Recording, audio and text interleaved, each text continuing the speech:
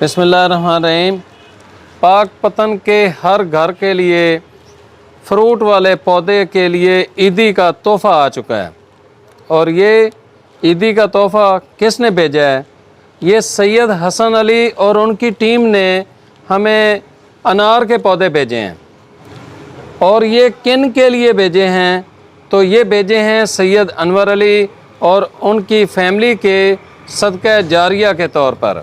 अल्लाह रब्बुल इज़्ज़त रमज़ान के अंदर उनकी ये जो काविश है, ये जो मोहब्बत है, ये जो उन्होंने पौधे हमें गिफ्ट किए हैं पाक पतन को सरसब्ज़ करने के लिए, फल वाला शहर बनाने के लिए, तो इस पर अल्लाह रब्बुल इज़्ज़त सैयद हसन अली और उनकी टीम को भी बहुत ज़्यादा अजर व सवाब अता फ़रमाए, उनको बहुत सारी खुशियाँ अता फ़रमाए, बहुत सारी कामयाबियाँ अता फ़रमाए, बहुत सारी तरक्की अता फ़रमाए।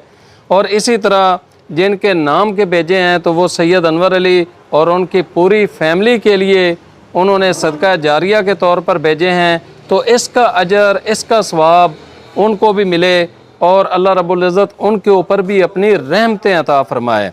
तो सबसे बेहतरीन जो तोहफ़ा है वो पौधे का तोहफ़ा है, वो दरख्त का तोहफ़ा है। आजकल के दौर के अंदर जब पाकिस्तान के अंदर सिर्फ 3 से 4% पौधे हैं, तो इन पौधों की तादाद को बढ़ाने के लिए हम सब पर ये ज़िम्मेदारी आयद होती है कि हम ज़्यादा से ज़्यादा पौधे लगाकर उनको दरख्त बनाएं ताकि हमारा मुल्क सरसब्ज़ और शादाब हो सके।